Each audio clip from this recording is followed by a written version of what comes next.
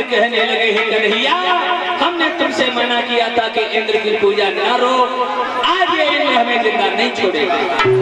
और ये सीतू भैया भादव से इनकी तरफ से 101 रुपए का हार हमारे गले में आया है। सीतू भैया के कर कमल हमेशा धर्म की ओर बढ़ते रहे, जीवन को सार्थक और उज्जवल परमात्मा बनाए।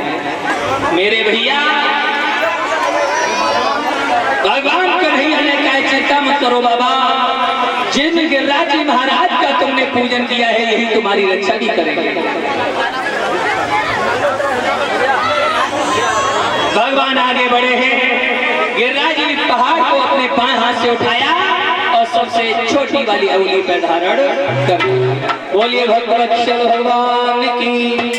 अंशुल यादव सनौप श्री सतवीर सिंह चिरावली से इनकी तरफ से ये 101 रुपए का हार हमारे गले में आया है। सभी साथियों का 10-10 रुपए से कलश वाली कन्याएं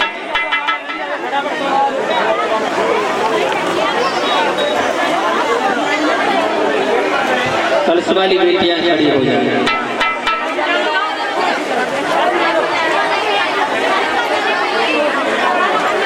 परमात्मा अंशुल यादव के कल कमलों को धर्म की ओर बढ़ाने, जीवन को सार्थक और उज्जवल बनाए।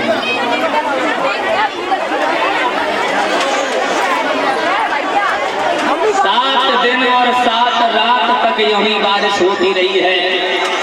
भगवान ने उस पहाड़ को इतना गर्म कर दिया था, जो भी बूंद आकाश से गिरती है जल करके तुरंत भाप बन के उड़ जाती है, बादल बन के बरसने लगती है, कहीं इंद्र पर पानी की कमी न पड़े।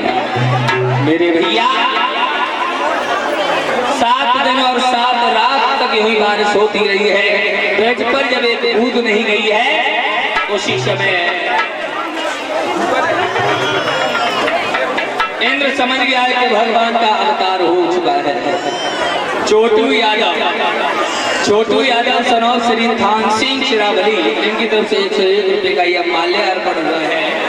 भैया छोटू की दीर्घायु हो, परिवार में सुख और शांति प्रेम बना रहे, अपना और अपने परिवारी जनों का छोटू भैया नाम रोशन करें, यही मेरी प्रभु से इच्छा और आकांक्षा है। याद रखना, मेघों को आदेश दिया है आप वापस हो जाएं। इंद्र भगवान ने गिरिराज जी पहाड़ को नीचे रख दिया है। मैया जसोदा ने भगवान को गोद में लिटा लिया है, बाहां दबा रही हैं। उधर इंद्र जाकर के भगवान के चरणों में गिर पड़ा है, प्रभु मुझे क्षमा कर दो, हमसे भूल हो गई। इस तरह से देवराज इंद्र की पूजा को रुकवा करके भगवान ने गिरिराज जी पहाड़ का पूजन कराया है। देवराज इंद्र के मान सम्मान को ठेस पहुंचाई है। आज श्री सुखदेव जी समझाने लगे हैं, राजन परीक्षित भगवान ने लीलाएं तो बहुत की, बाल लीलाओं में अंत में गोपियों के बार बार कहे अनुसार भगवान कन्हैया ने गोपियों के साथ में महाराज लीला की है। कथा को समझाते हुए चलेंगे, भगवान ने महाराज क्यों किया था? कामदेव से ये शर्त लगी थी कि अगर द्वापर युग में तुमने मुझे हरा दिया तो मैं तुम्हारा बेटा बनकर के आऊंगा। महाराज किसे कहते हैं? जीव और ब्रह्म के बीच में होने वाली पीड़ा को महाराज कहा जाता है। हाँ भैया, मान्य श्री कृष्णपाल प्रधान और उनकी धर्मपत्नी या शासन के सामने आ जाए।